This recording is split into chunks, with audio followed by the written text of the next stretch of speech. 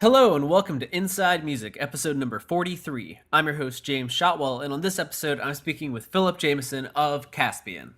Now, some of you may not be familiar with Caspian, and if that's the case, I have to say, as much as I don't want to make you feel weird, I'm a little sorry for you. Caspian are kind of post-rock gods, even though I feel like that description doesn't really really fit them quite right. Post rock is usually associated with instrumental music that is, kind of big and epic. And Caspian definitely do that, but their music is so much more. It's more lush. It pushes the boundaries in different ways than your typical post rock band. I don't really know how to define it, but anyone that's been fortunate enough to experience Caspian's music no doubt knows what I'm talking about. Philip and I had a great conversation about the band's new album, which comes out later this month on Triple Crown Records, and we also talked a little bit about the promotion for the record and how he and the band continue to cultivate such a strong, dedicated community of fans, even through a style of music that, there is no lyrics, there's none of that. People have to connect with the music in a completely different way than they would with your typical rock band, and I kind of wanted to dig into that, and thankfully Philip was able to help us. Something I got to tell you about before we get into the show, however, and this is a little bit heartbreaking, is that the quality of this recording is a little bit below our standard.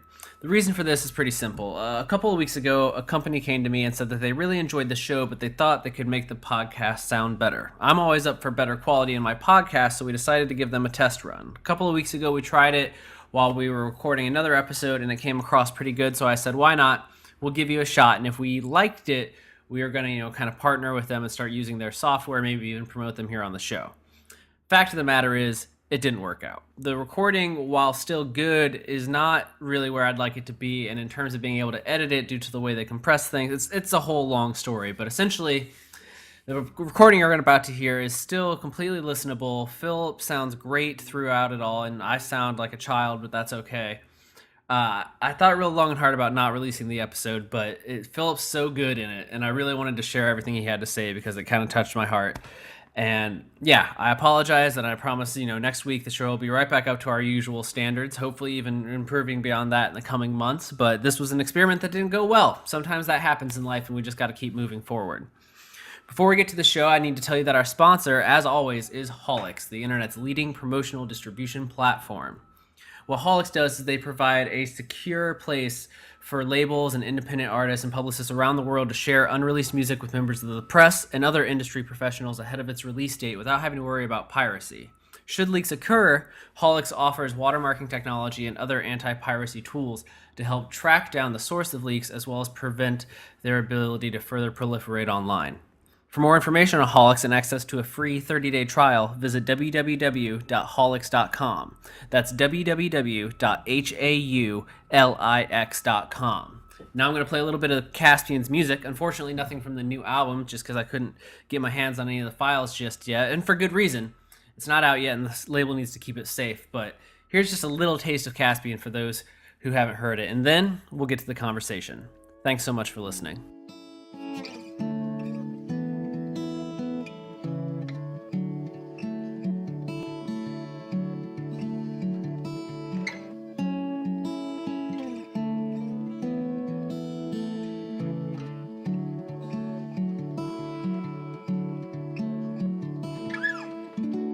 Well, we're about 2 weeks away from the new album hitting stores right now. So let's start simple. How are you feeling about album number 4 getting ready to reach the public? Pretty good. It's always strange as a band member because we wrapped this up. I mean, we were in the thick of it a year ago writing this thing, and that's when the emotions were sort of at their ripest, and all the feelings and the reflections and the sleepless nights of thinking about songwriting and sounds and moods and atmospheres were sort of like at their peak, so we finished recording and mixing in March, I think, March or February. And, once you're done with something that consumes so much of your time like this, you kind of want to immediately turn the page, and you don't want to run away and hide from it, but you want to just, you don't want to listen back to it or get too consumed in it and sort of psych yourself out and convince yourself that you've, wasted all this time working on this shit. Oh wait, should I not curse? I don't know. Oh no, I've never done this. It's the internet. You're okay. Way okay to curse. I have no idea what the ground rules are. But yeah, so I think there's this moment after you're done recording it where you sort of separate yourself from everything surrounding the experience, and you try to just stick your head up for air for a second, and look around and be like, oh wow, what's changed in the last year and a half when the 60 minutes of music I've been working on has consumed me for this long. And then eventually you come back around, because you got to start sort of, quote unquote, working the record or whatever. And then you got to put yourself into other people's mindsets and be like, all right, they're hearing this for the first time, so where do I fit into the experience now? Like, do I just keep moving on and keep sort of trucking onto the next thing, or it's kind of it's an interesting limbo, or like a no man's land, I guess. But that said, to answer your question, I mean, feel pretty good. It seems like, I think when we go into putting out new music, we have certain expectations, and we have a million expectations, and we have zero. Like, I'm one of those people where, for better or for worse, I'm gonna expect everyone to sort of just hate everything that we put out. I don't know why. Maybe it's like insecurity or self-consciousness or something. But anytime someone says that they're digging what we're doing, and they isolate the fact that, like, we're trying to sort of push the agenda forward with what we're creating, that always feels like kind of a good feather in the cap. So there's been a lot of good feedback from friends, people I trust, from random Caspian fans and stuff, who seem to be connecting to what we've showed them so far, and I think it bodes well. So yeah, I think all in all, everyone's feeling pretty good. We're just starting to transition into tour mode now. So tour mode is different than writing. I mean, writing, you're sort of surrounded by the domesticated bliss of having your own bed and your own shower and cooking your own food and sort of doing things at your own speed. But you're in a different kind of creative zone. And then when you go on tour, it's a little bit more about execution. It's not quite as creative, because you kind of do the same thing every night. That's more about, I don't want to say like you have to bring more professionalism to that aspect of this, but you have to sort of, you gotta stay afloat on the road, and it comes in many different forms, and we all support each other in whatever ways we need. But it's two very different worlds. So I think subconsciously we're kind of on our way towards that end of the spectrum right now. At the same time, it's like the record is now officially coming out, and we still have to occupy a little bit of that realm of the place and the mindset that we were in when we were putting the record together, which, like I said, was a year ago. So it's an interesting spot to be, but all things considered, it feels all right, man. Well, that's good to hear. I was going to ask, do you think, how has like this period that we're in right now, what you just described, how has that changed for you, kind of from release to release? Is it the same, like, excitement and nervousness, or do you feel like you see it in a different way with the new album? The anticipation is always the same. I think over time, well, I don't know. There's so many answers to that question. I can't think of the best one necessarily. But I think I don't want to say that over time you take things less seriously, because we take this extremely seriously. We take, the only thing that you kind of take seriously anymore is your music, in terms of, like, if your band is trendy or cool or hip, or if you're getting, coverage from whoever or whatever the fuck. I mean, that all kind of starts going out the window. Like, when you start when we started going for this back in the day, it's like anyone who starts going for it with music, it's like, I want a band to be the biggest band in the world. Like, I want to be the most popular band that's ever existed, and want as many people as possible to hear it, and, like, we cross all these boundaries and yada yada, and that's great, sort of innocent intentions. But I think over time those sort of get tempered down a little bit by the weight of, getting feedback from all sort of shapes and sizes, and seeing how the music affects people, and how far it reaches out, and how insular it remains, or whatever. So, I mean, I don't know. I think you sort of learn more about yourself as this whole thing progresses, and you get a better grasp on what your strengths and weaknesses are. And I think like 6 or 7 years ago, I think we were sort of chasing that, like, well, everyone says we're a post-rock band, but we want to be a band for everybody. So, like, why aren't people catching on to that, or what have you? You know what I mean? And I think after a certain point, you got to just sort of let that go and let the music speak for itself. And you realize that you can't quality control things as much as you'd like. So I think letting go of that and just sort of letting it be and letting people formulate their own opinions and not really taking the opinions as personal or as serious as you did, years ago, I think has been like a huge sort of thing to add to this whole experience. It's definitely made it an easier night to pass through, I guess I would say, like sort of diffusing a little bit of the, you know what I mean? It's like diffusing a little bit of that intensity, and by no way compromising the sincerity or, the seriousness of any of this, but it's just taking yourself a little less serious, and it's taking the music like, it's acknowledging that people are going to have their thoughts, and it's going to reach certain people, and it's not going to reach other people, and whatever, and just sort of standing your ground, doing what you do, and kind of hoping for the best, but realizing in the end you can't really control everything. When you start this out, it's wide-eyed, and you feel like you can get your hands around every little thing, and it just goes on longer. You realize that it's not possible to do that, and if you try to do that, you're going to drive yourself literally insane.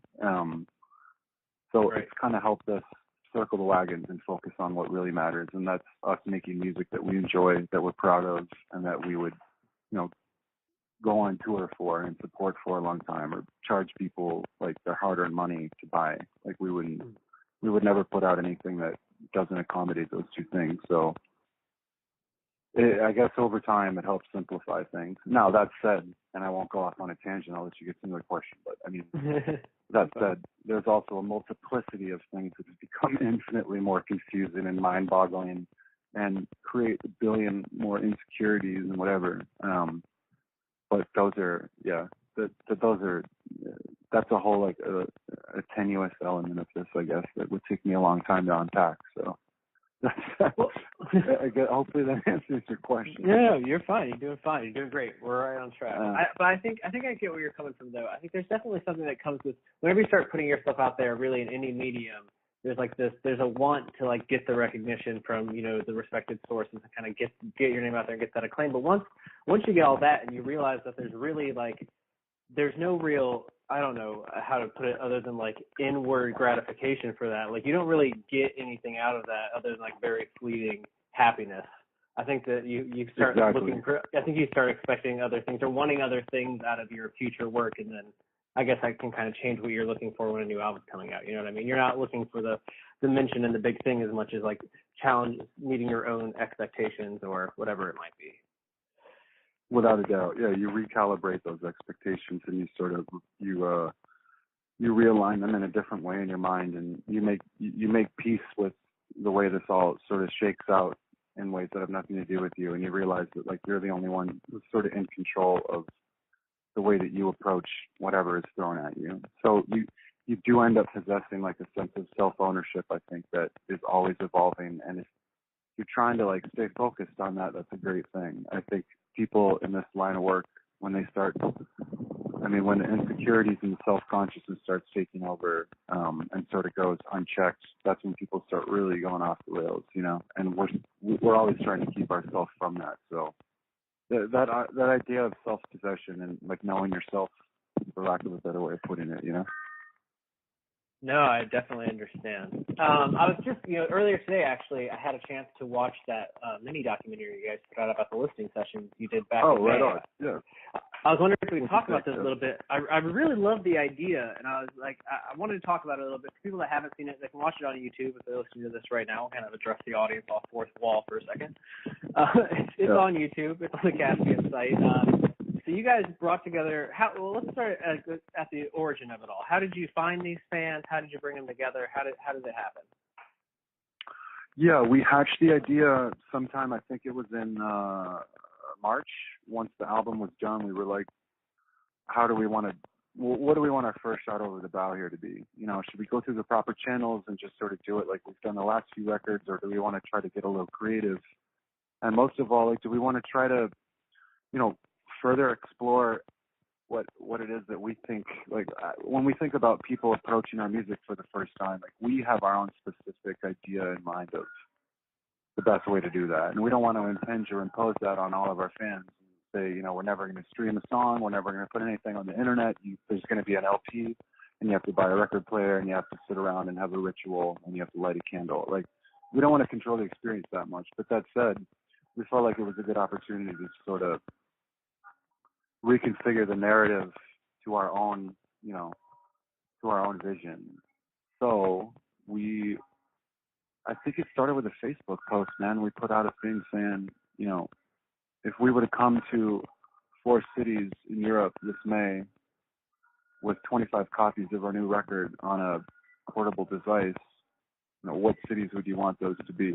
And it just did basically like, if you see a city in the comments section here, like it, and then we'll pick the 4 that have the most likes. And those ended up being London, Berlin, Paris, which we weren't surprised because, you know, those are huge cities. I think those are the 3 biggest in Europe. And then Porto, Portugal, which was like, it was funny because Porto had like the lion's share of the votes. I mean, it had over 1,000. And I think Berlin or London was like hot on its heels with like 300 votes or something. So it was like, all right, we're definitely going there. And it's funny because we sold out every event except for Porto. I think there were only like 9 or 10 people at it. So it was like, it was kind of funny.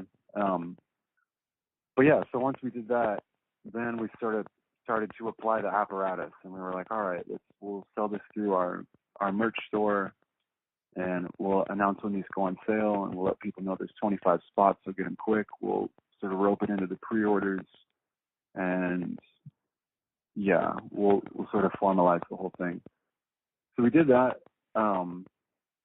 We got the cities picked out, tickets went on sale, and then I just went on Google and started researching different like interesting natural landscapes in each of those cities, and didn't want them all to be forests, didn't want them all to be, you know, lakes or oceans. Kind of wanted something different from every location, and the 4 spots we picked out were great. I mean, in Porto, we were down by the water, adjacent to this really cool park where they put on Primavera every year, and it was sort of like this really nice oceanside vista, but then it was near this really like sort of decaying industrial area, so there was this like duality of the landscape that was really fascinating. And Berlin was a spot called Treptower Park, which was unreal, just dense, huge trees with these really ornate old monuments.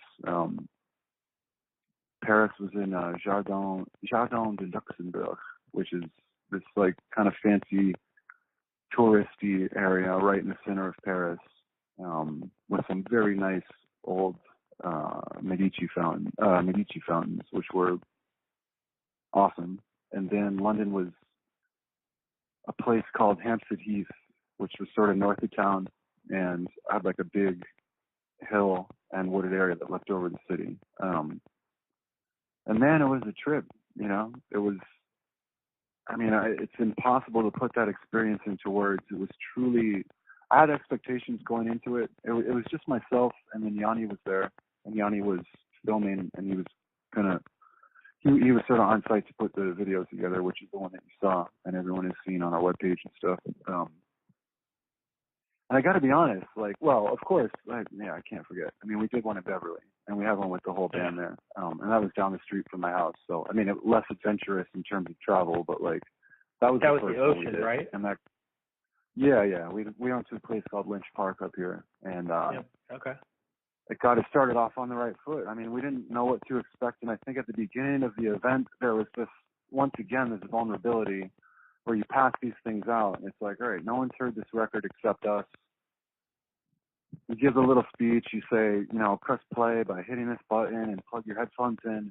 It's funny because a lot of people showed up thinking that we were going to sit around in a circle, like with the album on a boombox or something, and then have to look at each other and like meditate and, like, you know, have like deep conversations about the record after. So people were pleasantly surprised when they rolled up and realized that it was going to be a private experience, so they could do whatever they want. So there are people like doing kung fu, and there are people doing like sitting and laying on their backs, or there are people, you know, walking around in the water or whatever. It was amazing. But that first moment when you see people sort of depart and go on their way and press play, there's that feeling of like, wow, like they're judging this sacred thing to us, and you just act kind of like a baby at first, and then, you know, sort of the fog clears and you realize that, you know, this is a cool idea, and people come back and they're smiling and happy, and then collected the devices, and then we'd sort of just pick a bar to go to, man, and we'd all just sort of hang out and have some beers and talk and chill and hang out. And these are 25 people who don't know each other. I mean, a lot of couples came together, but this wasn't like a squad of 25 people who are all best buddies. I mean, these are folks that the only commonalities and similarities they have are the fact that they appreciate our music, and, you know, pretty powerful. By connection, they like music like this, and they appreciate this kind of experience. And every night I left, there's someone swapping a phone number with someone, or giving someone a hug, or like, yeah, I'll see you at the, you know, this show, or when Caspian comes through, or whatever. And the sense of community was, I mean, it really was, for me, just, it was truly overwhelming. I think, no, maybe, I can't really remember what I said in that video, but I think I handed on the, I guess what I would call this sort of age of separation, where it's becoming increasingly easier for us to detach from the things around us. You know, with our phones and computers and all that, which I'm on all the time, so I'm certainly no example. But I think it's becoming easier for us to sort of hide away and withdraw from the things around us, and using those listening parties as this sort of antidote to that it gave the album like a totally different sense of meaning, because it was written, a lot of this stuff was, you know, produced for kind of a bleak time for us, and we were undergoing what we felt like was sort of that detachment and that coming back from tour, and everything has changed again, and then stay home for a little while, try to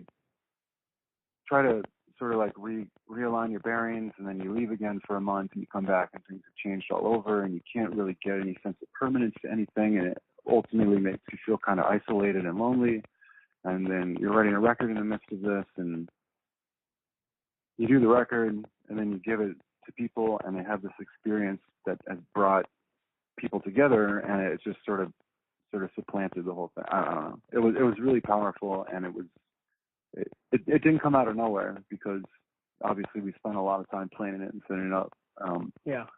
But yeah, at the end of the day, it was kind of game changing, man. Well, I mean, I thought it was kind of a powerful video, because I had that thought where I was like, this is not something that most music fans ever kind of get to partake in, which is like that real close-knit listening amongst strangers, where, like you said, the only thing that's tying them together and essentially is your music, which is alone is a powerful thing. But then to see the different ways that they all engage with it at the same time must have been kind of profound. Right. It was, yeah. And like I said, music to me it's different for everyone. I mean, to me, it's an inherently sort of private experience. I listen to a lot of the music I listen to by myself, whether it's walking around or driving my car or laying on my couch or what have you. I think that's just the kind of person I am. And I think a lot of people that gravitate towards this music, you know, are kind of the same way. I don't think there's like a post-rock. I mean, you know, in the 70s, there was a punk scene where you'd show up to the show and everyone would be wearing the same thing. And it was great. There was a sense of, you know, you had an affinity to your brother there or whatever, and you liked the same music, but it was like it was a scene, and it was defined by an aesthetic and a wardrobe, and a sense of community. I mean, post-rock, there's definitely a post-rock community, and there's sort of, I guess, an evolving identity of what a fucking, like, post-rock fan is. But at this, I mean, more so, I think people appreciate this in their own way on their own time. And I think it was interesting with these listening parties, because it tapped into that, but then it also kind of took the community element of it and roped it in without being too confrontational, you know, or too like, hey, like, welcome to the scene or whatever, you know what I'm saying? Like, yeah, you didn't really force it was to say more than one. Yeah, it was a merging of this fact that this is inherently kind of more personal music, and we can find a way to do this together, and you can be reminded that, you're not alone out there. Not to sound too dramatic, but like, No, you make perfect sense. there are folks out there that are also feeling the way you are, and here's like an hour where you can share that experience with people in whatever way you want. So, yeah, I mean, that's sort of just skimming the surface with those experiences, man. But it was killer, dude. It was killer. Well, you mentioned you kind of like there's this ideal setting, or at least the setting that you have in your mind for how your music is to be like best experience. So I'm curious, like once you were able to get the album outside of the studio, did you find a place kind of on your own to listen to the record for the first time? Yeah, I have my sort of acid test, where it's like every time I create a piece of music, and especially when our records are done or we're in the demo phase and I'm not sure about, what is this song communicating? Where is it going? Where could it go? Is it in the right direction? Should we scrap it? For me, it's a 3 a.m. thing, man. I get in my car and I, blast my stereo to Kingdom Come, and I end up replacing a lot of car speakers because of that. And I just drive around this neck of the woods when everyone else is asleep. There are some really wonderful roads that sort of dip in and out of the ocean up here. We call it the Caspian 500. I mean, people from the North Shore, I guess, might know what that is, but maybe like a 15, 20-mile stretch of road that sort of goes in through some forest and then comes out in the water and then goes back in. When I have that time at 3 a.m. or 4 or whatever, that's sort of, I guess, my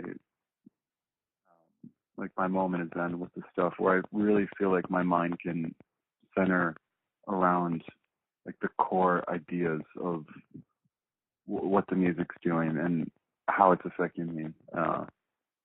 There's tons of music that I would play on a Friday night at 9 p.m. sort of start the party, so to speak, or whatever. Our music isn't really that kind of stuff, so I don't listen to it then. But like I said, I guess tying into the private experience of it all, like that's when I feel like I have the most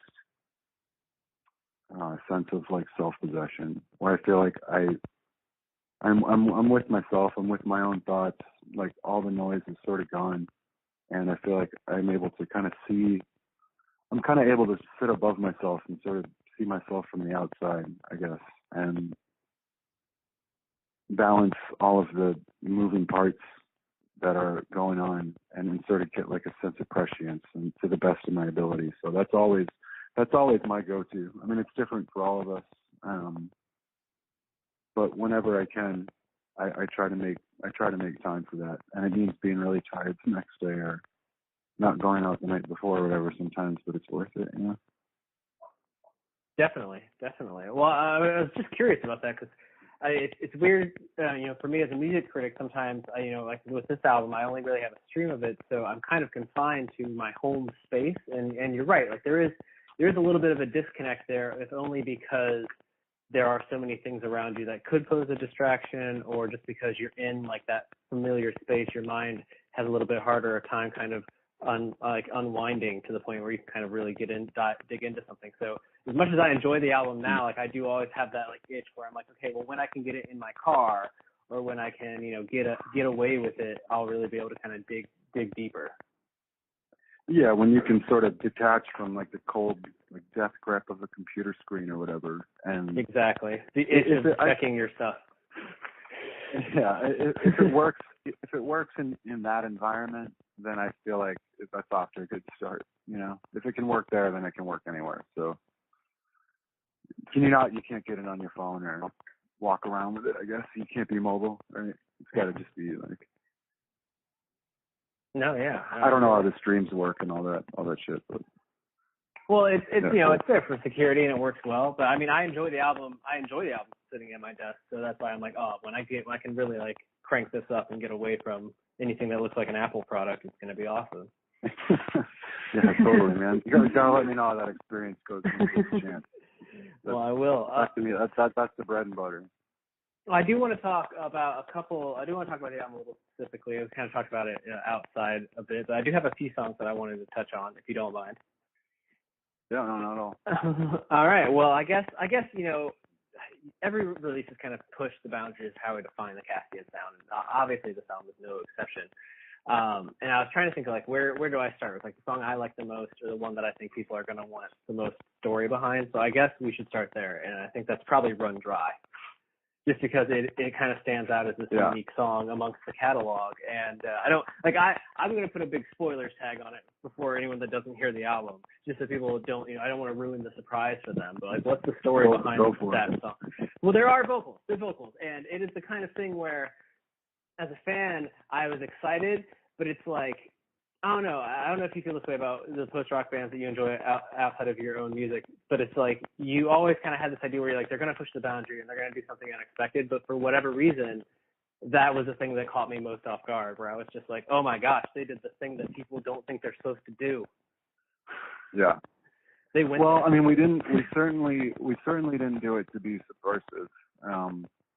Granted, we want to push the agenda forward and we want to keep expanding our sound. But I think as an artist, when you get into the territory of doing something just for the sake of being controversial, I mean, I have some friends that are, phenomenally creative, artistic people, writers, painters, whatever. And, that's maybe, they could probably explain and validate that mode of being better than I could, but that's never something I've been into. So, we certainly don't do anything to be like, let's see if we can stir things up or, stir the like pot, really freak people out here. Yeah. We do things, I don't want to say out of necessity,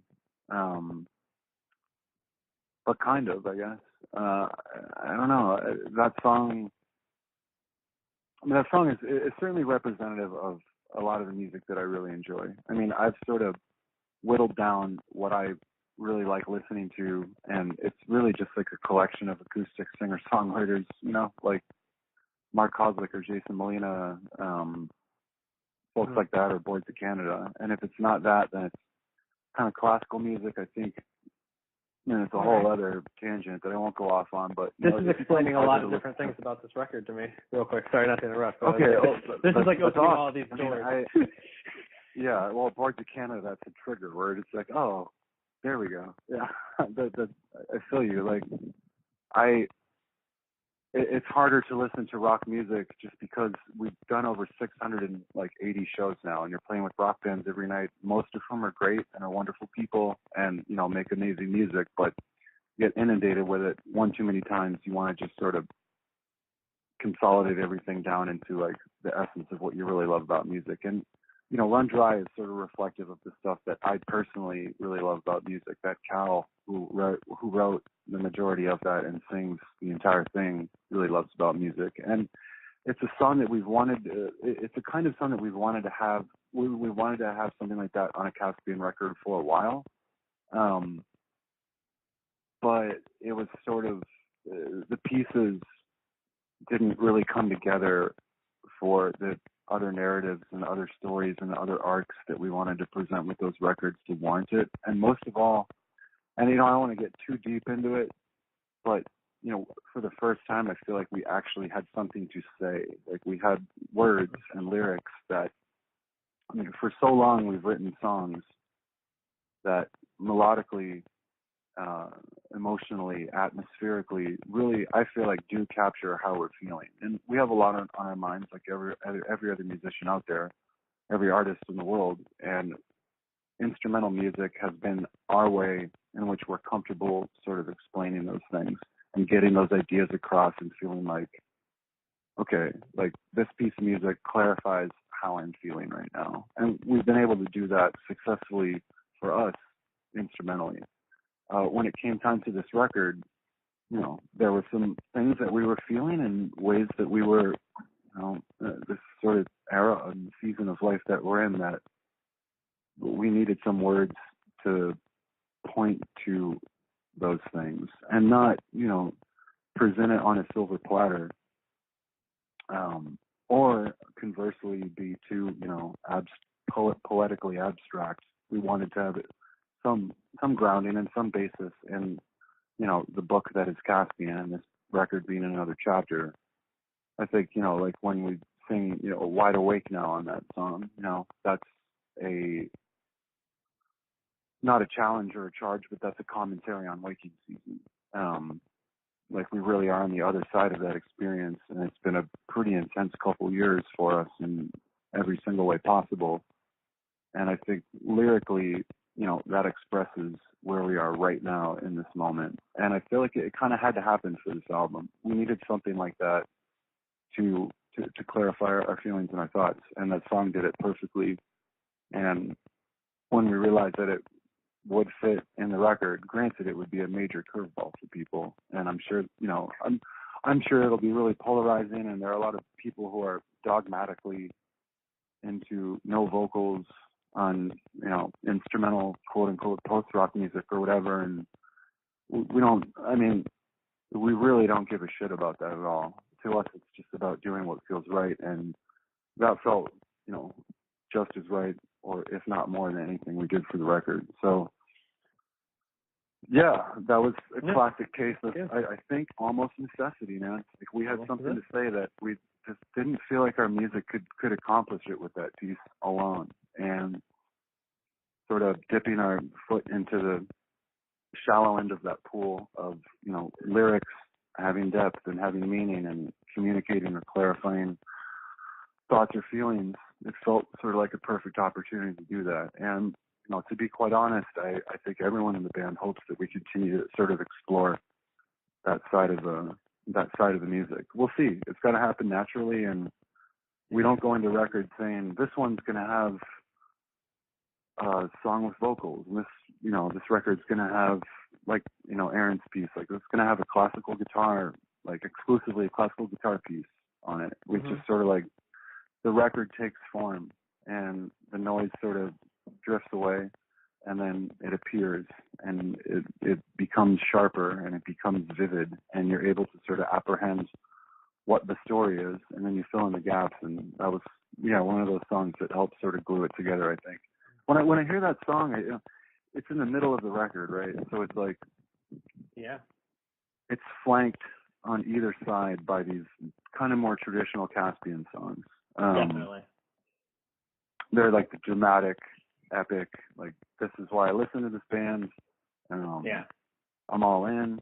And then in the middle, you have like this core of that song, and I feel like it's almost like the other songs are like trying to protect it or something. It's like this innocent, like, oh man, like, please don't hate me. I know I'm like the new guy to the party here, but like, my intentions are well and good. And then the other song is there to be like, like, don't mess with this guy.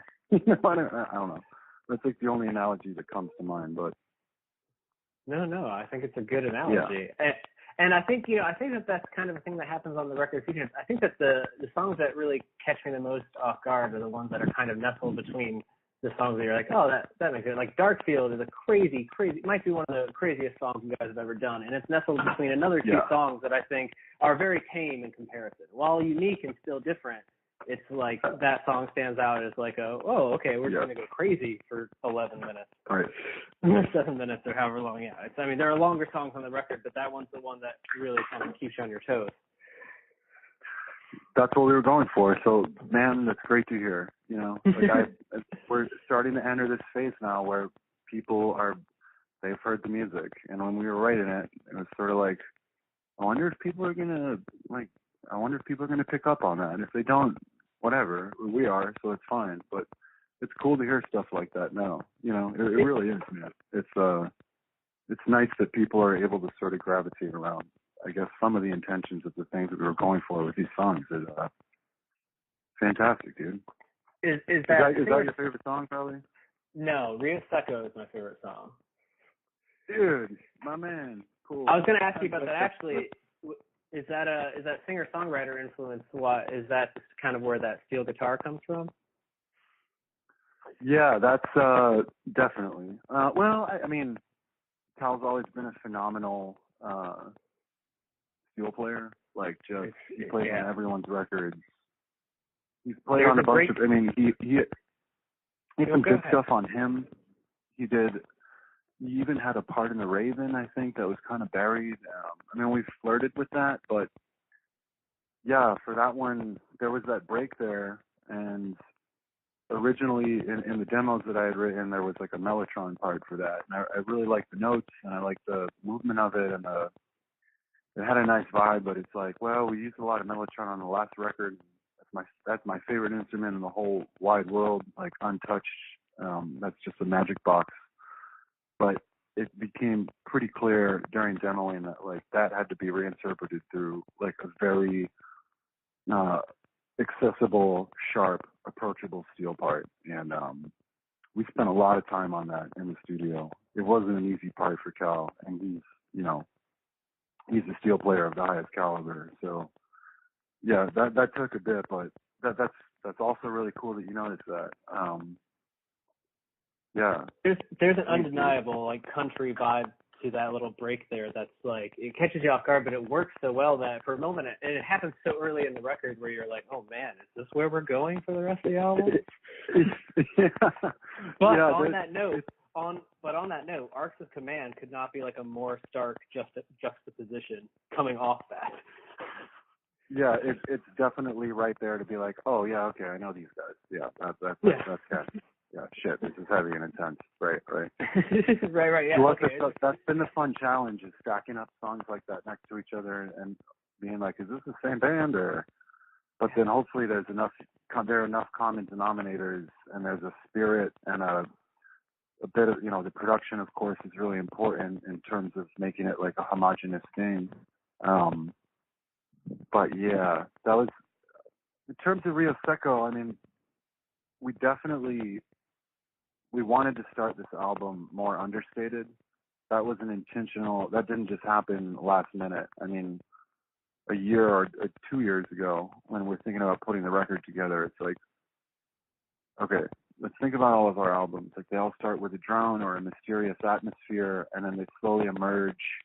And then before you know it, there's, wall of sound, guns blazing, we're kicking ass. I think for this album, we really wanted to start off with something almost, not uncharacteristic, but definitely not like a conventional, this is like a track 1 or 2 of a new, Caspian record thing. And once again, not to be subversive and not to just fuck with things for the sake of fucking with them, but we really did want to make something personal. We wanted to make this like a personal record for us and for the listener. And I think the best way to communicate that came in the form of having some really like stripped down, naked, sparse instrumentation. So, the first track, and I'm also wondering how many people will pick up on this, but the first track, Separation Number 2, is like a microcosm of track 2 of Rio Seco. It's the same chord changes, and it has the same melodies, and it's in the same key. Right. It's basically like, yeah, it's a much smaller, compact, mellow version of Rio. And then Rio Seco comes along and then is like the fully realized pedal to the metal, builds and builds, kick the door down eventually, and go into like Caspian zone. But starting it off with something like that, I think maybe early in the conversation, you alluded to how things have changed over the years. And maybe 10 years ago, we'd put a song like Rio Seco in the middle of the record, or maybe towards the end, because the song we love, but maybe people might not, they don't associate us with having that steel-eyed side of country or whatever. But we wanted to definitely start this off in kind of a bold way, and I think that took form in doing something that just wasn't this blatantly smashing wall of sound thing. Like, we'll save that for track 3 and 4, and then revisit it as the album sort of mutates and grows and expands. But to get the story started and to get us, like, hopefully into new ground. I mean, I think you said something like that, right? Like, is this what this is going to sound like? No, you're absolutely right.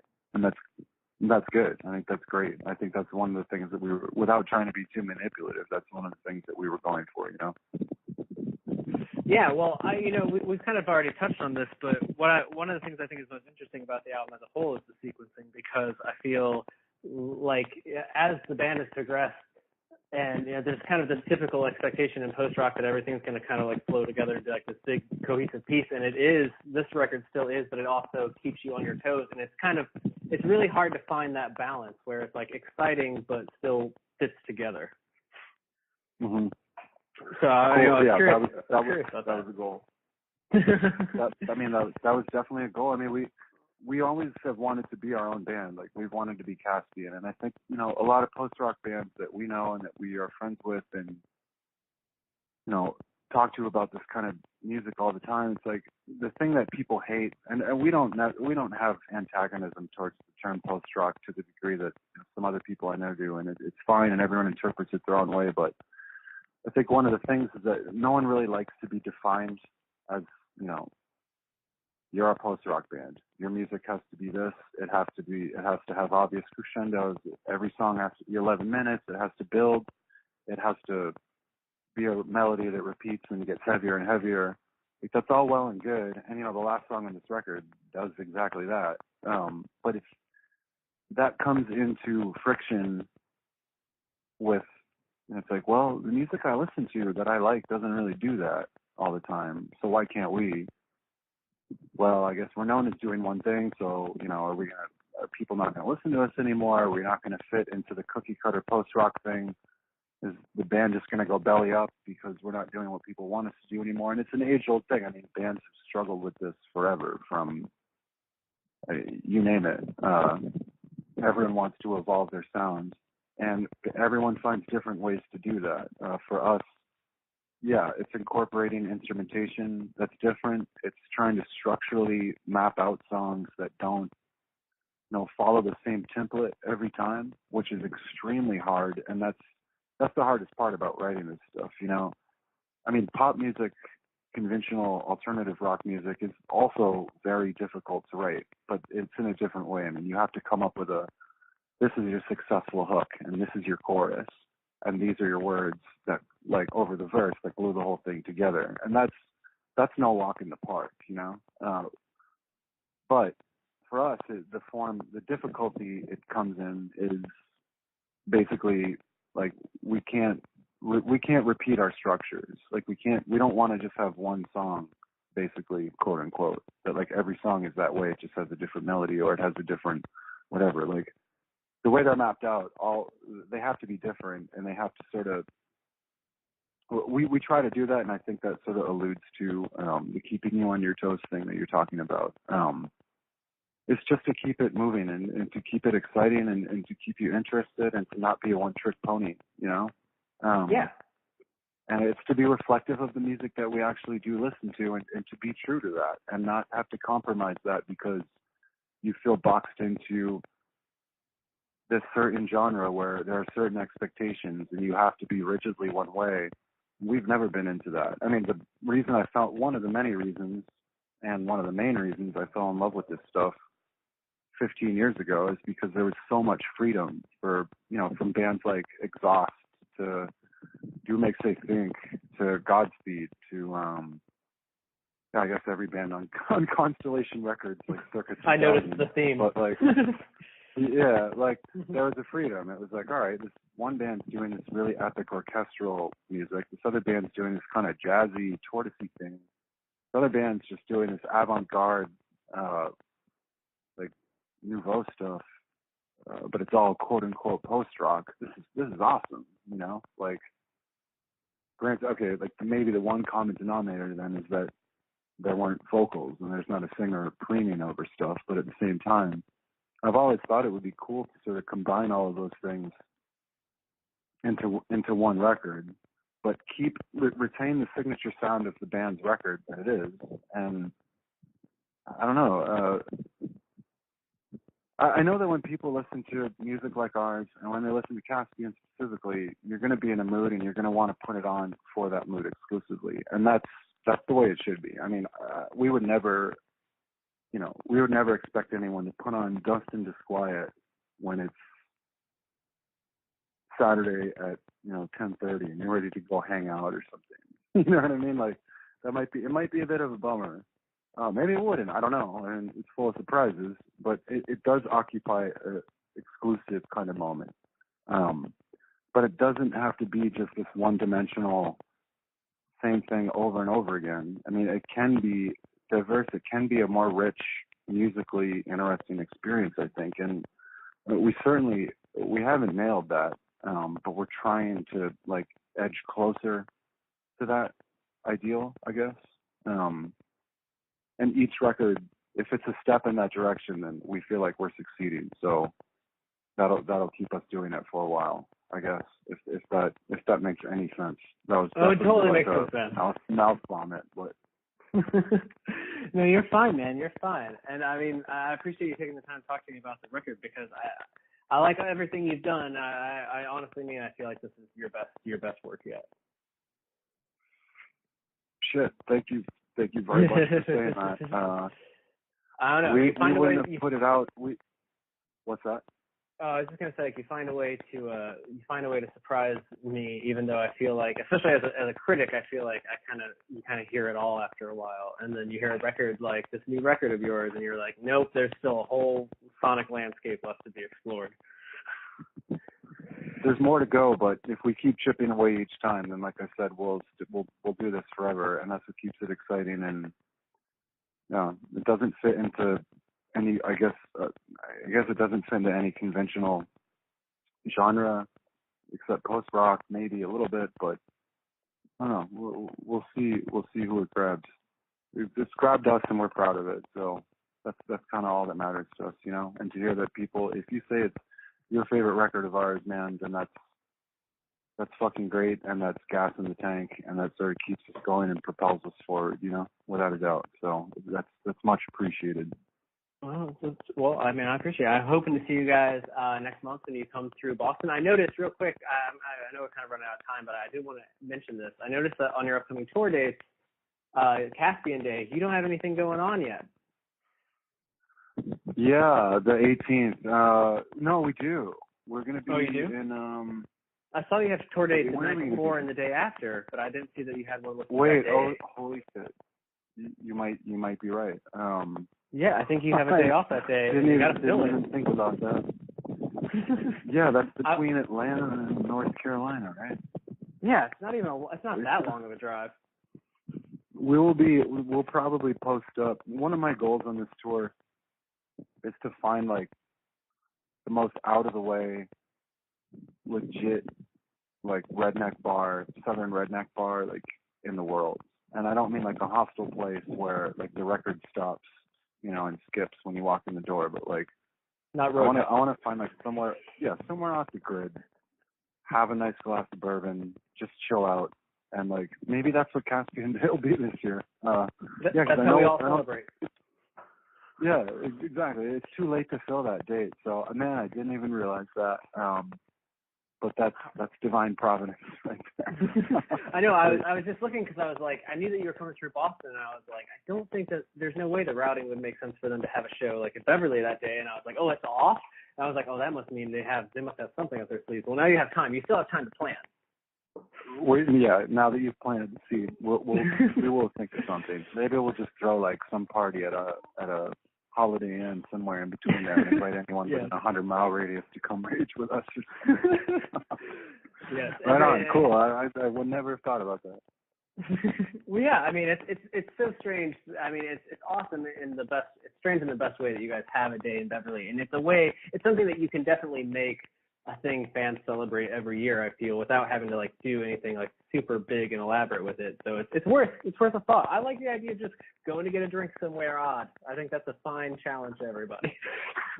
Absolutely. I've watched True Detective too many times, the first season, so I'm like, where can I find like that in Georgia? Well, it's got to be perfect. All right, man. Well, I wish you the best of luck with this album. I thank you so much for taking some time out of your day to talk to me. Dude, you're very good at what you do, man. I really appreciate the questions and the candor and everything. Like, it was a true pleasure to talk to you, man. No, it's shared for me, man. I appreciate somebody that can talk as passionately and openly about their craft. So I appreciate it, and hopefully we'll cross paths here when you come to Boston 5 or 6 weeks, whenever that show comes around. Definitely. Hit me up. We'll have a beer, and let me know when the piece goes on the internet, and we'll spread it like wildfire. So. All right. Thanks so much, man. Have a great day. You too, brother. Peace. All right.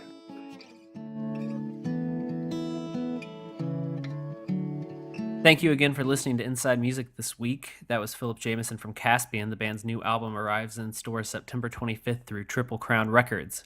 As always, you can keep up with the podcast at www.holicsdaily.com, as well as on Twitter at Inside Music Pod. That's Inside Music Pod. I think we'll have a new show for you next week. So until then, be safe and have a great week.